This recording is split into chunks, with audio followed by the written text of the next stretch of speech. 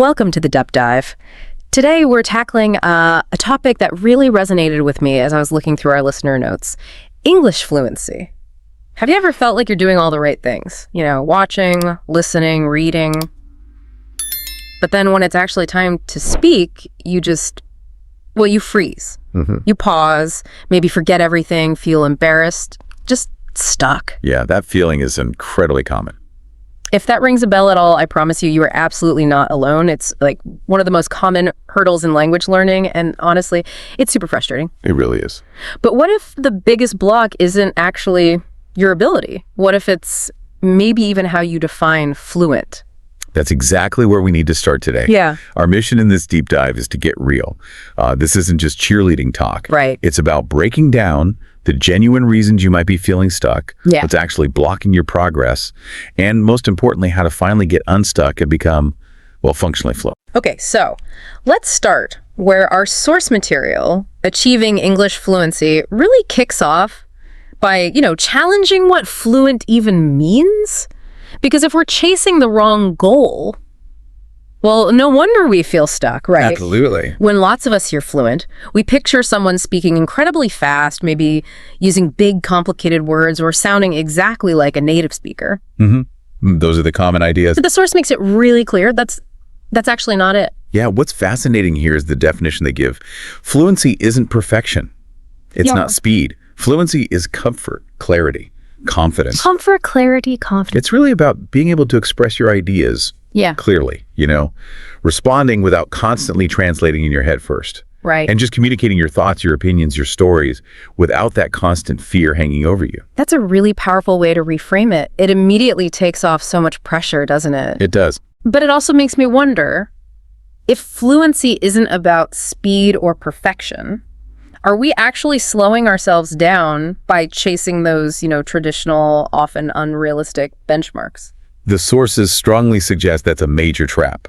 It really doesn't mean zero mistakes. Okay. Or needing a perfect British accent or whatever. Yeah. It just means you can speak and understand, naturally and comfortably. Naturally and comfortably. Precisely. And if you connect that to the bigger picture, it means we should probably stop comparing ourselves relentlessly to native speakers. The real focus should be on what the source calls functional fluency, the kind that actually lets you live your life, build relationships, grow personally and professionally. Right. Functional fluency. Okay. So what is holding people back from getting there? That's the core question. And our sources, thankfully, don't shy away from answering that directly. They kind of peel back the layers to show 7, I thought, incredibly insightful reasons why so many of us are still asking, why am I hitting this wall? Why, after all this effort, am I still not fluent? Yeah, let's dive into those. Okay, let's hit the first one, which feels like maybe the biggest. This is where it gets really interesting, yeah. The first reason is basically you're only consuming, not producing. Ah, the silent learner. Exactly. So many learners spend all their time watching videos, listening to podcasts, reading, doing everything except actually speaking. That swimming analogy from the sources is just perfect here. It's like trying to learn to swim by watching YouTube videos about swimming, but never actually getting in the pool. That's it, precisely. But okay, for someone who might be more introverted or just have, massive speaking anxiety, how do they even begin to get into the pool if they're terrified of splashing? What are the really low stakes ways to start producing? That's a great question. The source emphasizes that speaking is a muscle. You have to train it.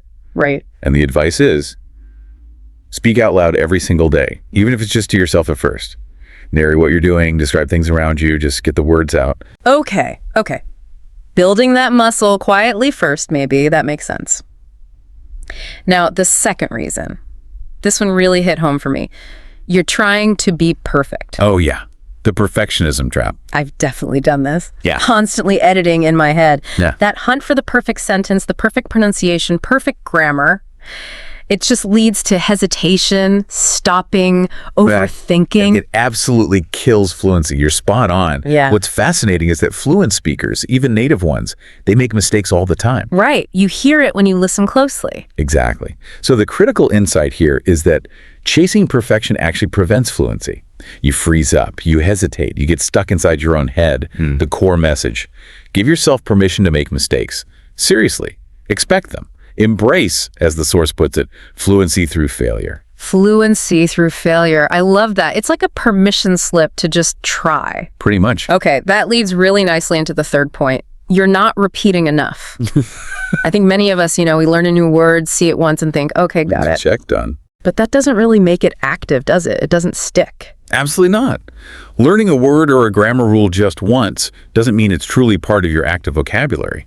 Fluency demands, well, massive repetition. Massive repetition. Okay. It's almost like, learning song lyrics. Yeah. You hum it a few times, then maybe you sing along quietly, then louder. Yeah. And pretty soon, it's just there. You don't have to think about it. That's a great way to think about it, like building muscle memory for language. Exactly, that kind of muscle memory. And our sources really push shadowing techniques for this, repeating key phrases, dialogues, sentences every day until they just flow. Shadowing. We'll come back to that in the action plan, I bet. We will. All right, great analogy. Next up, reason number 4. This is a classic. You're thinking in your native language. The translation habit. Oh, I remember this so clearly. Trying to build entire sentences in my head in, say, Spanish, then mentally translating word for word into English. It was agonizingly slow, and it totally broke any sense of flow. It's a huge barrier. If you need 5 seconds to translate how's it going in your head before you can even start to answer, well, that's not a fluent conversation, is it? Not really, no. The solution, according to the source, is to actively train your brain to think in English. This is a big shift, for sure, but it starts with small practical steps. Like what? Things like labeling objects around your home in English, narrating your own actions in English, even silently in your head. Okay, I'm making tea now, I'm sitting down. Using English for your internal thoughts as much as possible. Little mental shifts, but consistent ones. Okay, so moving on to reason 5. You're not using what you learn.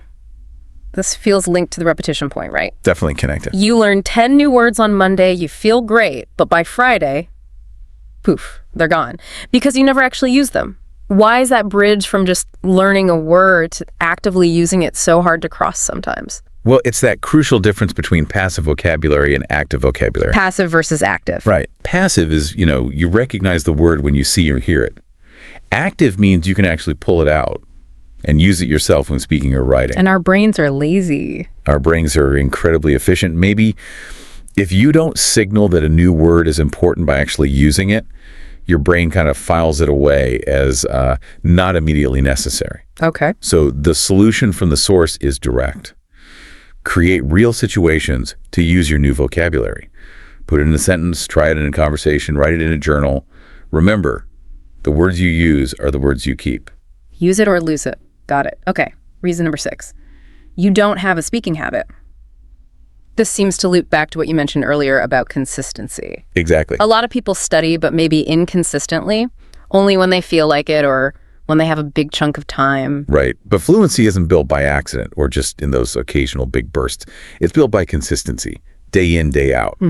What's really interesting here is the call to create a daily speaking habit, even if it's just for 10 to 15 minutes. Only 10 to 15 minutes. Yep. Could be shadowing a podcast like we mentioned, talking to yourself, recording your voice on your phone, finding a tutor or a language partner online.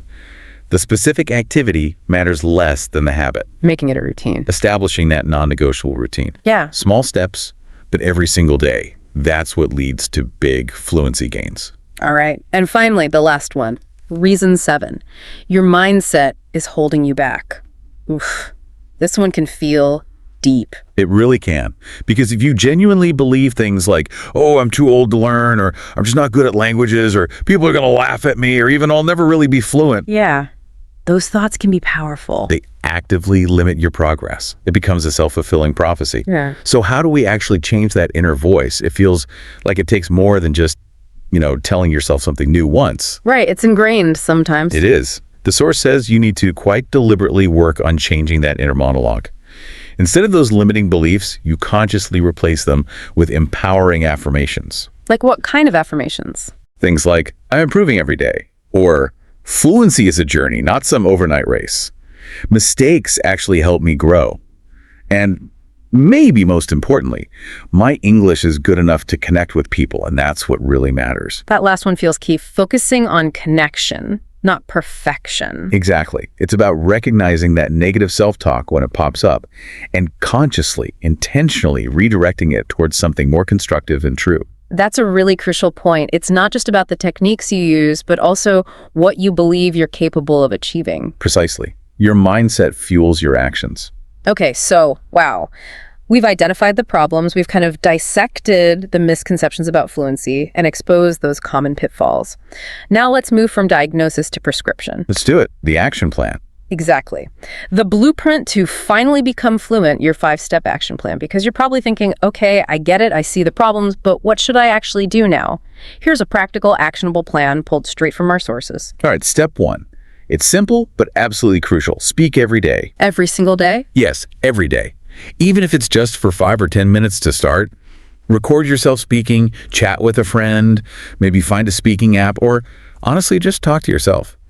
The key thing is making it a daily non-negotiable, like brushing your teeth. Make it non-negotiable. I like that framing. Okay, step 2. Use the shadowing technique. You mentioned this earlier, and the source really highlights it as one of the most powerful tools for sounding more fluent. It really is effective. And it seems less intimidating than just jumping into a full conversation cold. So the idea is listen to a short audio clip, pause after each sentence or phrase, and then repeat exactly what you heard, trying to match the tone, the rhythm, the pronunciation. Exactly. You're mimicking everything.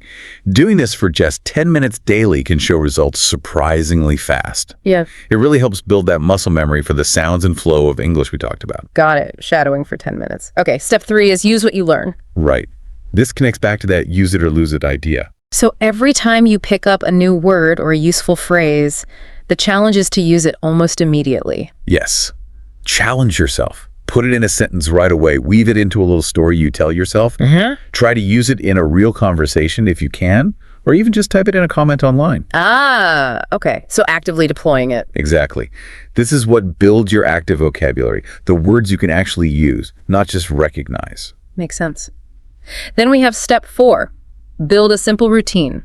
The emphasis here seems to be less on fancy and more on consistent. Absolutely. Yeah. Your routine doesn't need to be complicated or take hours, but it must be consistent. So the source gives an example, something like 10 minutes of shadowing, then maybe 10 minutes of active speaking, or maybe journaling in English, followed by 10 minutes of reviewing vocabulary. Good idea. And finally, maybe 10 minutes of focused listening, like to a podcast or news. Exactly. That's just an example, but it totals only 40 minutes a day, which is manageable for most people. Yeah, 40 minutes feels doable. And the promise is, stick with something like that consistently, and in, say, 3 months, you will genuinely feel the difference. It's about stacking those small, powerful habits. Stacking habits. Okay.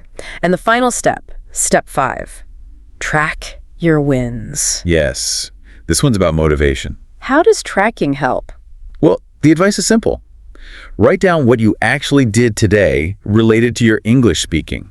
Even small things. Like what kind of things? Like, okay, today I spoke out loud for 5 minutes, or I used 3 new words and sentences, or maybe I recorded my voice for the first time even though it felt weird. Acknowledging the effort. Exactly. Celebrate those small victories, because what's fascinating here and what the source points out is that seeing your progress, even small progress, builds motivation. And motivation keeps you going. Right. And motivation builds fluency.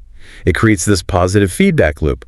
Progress fuels motivation, which fuels more action, which leads to more progress. That makes a lot of sense. It keeps the momentum going. It really does. Okay. So before we wrap up this deep dive, I just really want you to hear this loud and clear. You are not bad at English. So important to hear that. You're just early in the process. You're in what our source material kind of calls the messy middle.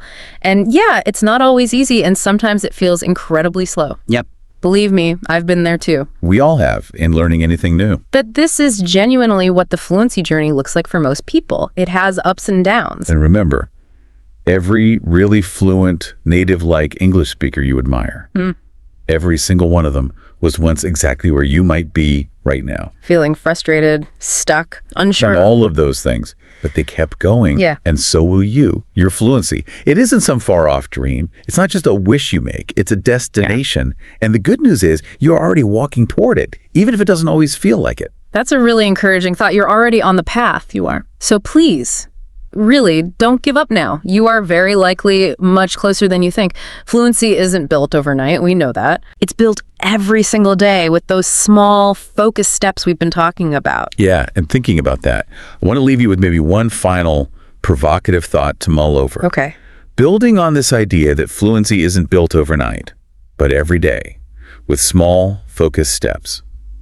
What is the single smallest, most non-negotiable step you can commit to taking?